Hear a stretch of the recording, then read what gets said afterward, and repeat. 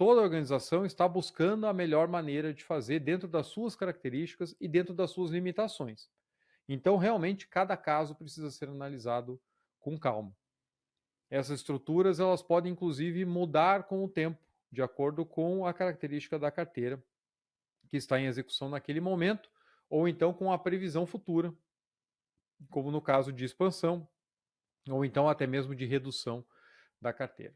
Ela é a base sobre a qual as empresas operam. Então, eu vou dividir os meus departamentos, as responsabilidades, vou criar várias interfaces, e para que eu possa executar bem um projeto, então, essas interfaces têm que ser tratadas assim como o escopo de cada indivíduo dentro de cada parte da organização.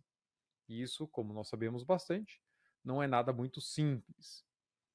E uma estrutura mais tradicional, nós temos aquela famosa figura de estrutura funcional, aonde cada departamento tem o seu gestor, tem o seu time dedicado, as pessoas se envolvem muito mais com rotinas do que com projetos, e os projetos são executados internamente dentro de cada área. Então é aquele negócio da empresa operar em silos, realmente uma estrutura mais pura por função. Nós sabemos, por todo o nosso estudo na gestão de projetos, por aquilo que tem, inclusive até no Guia PMBOK, falando dos tipos de estruturas, que nós temos características muito claras para cada arranjo. Na estrutura funcional, a hierarquia está muito clara. O funcionário responde ao seu gerente. E um projeto que vem envolver aquela pessoa vai passar necessariamente pelo gerente, que nós chamamos de gerente funcional, que é o dono daqueles recursos, é quem define as prioridades, é quem direciona o trabalho de cada um dentro do seu time.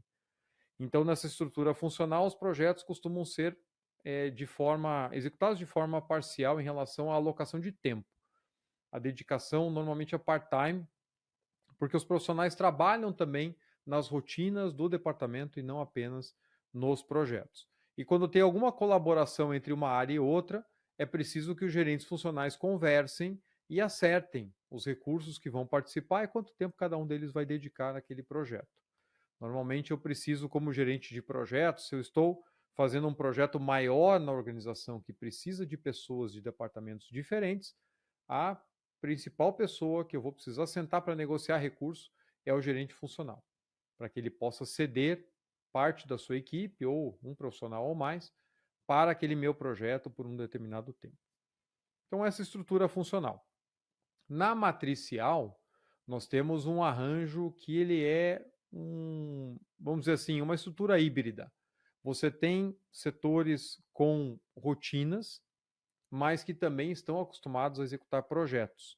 E aí essa equipe se envolve em vários projetos ao mesmo tempo. Numa matricial chamada mais fraca, nós temos uma estrutura mais parecida com a funcional, onde você continua tendo departamentos divididos por especialidade, mas aí os profissionais já começam a serem utilizados para projetos de maneira cross, que a gente chama, né? De maneira matricial. Na estrutura matricial balanceada, você já começa a ter um pouquinho mais de interface de projeto. E na matricial forte, você tem, por um lado, gerentes de projeto dedicados full-time para isso. E muitos desses profissionais das áreas funcionais também serão alocados em tempo integral para os projetos mais importantes.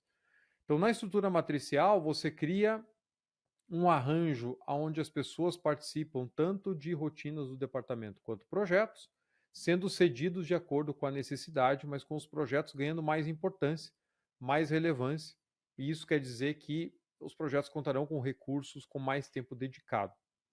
Quanto mais forte for a estrutura matricial, mais voltada a projetos a empresa está. A estrutura matricial, como eu comentei, ela é bastante comum hoje em empresas que executam projetos, a gente vai falar um pouco mais disso depois, mas uma questão que ela traz é a dificuldade do duplo reporte.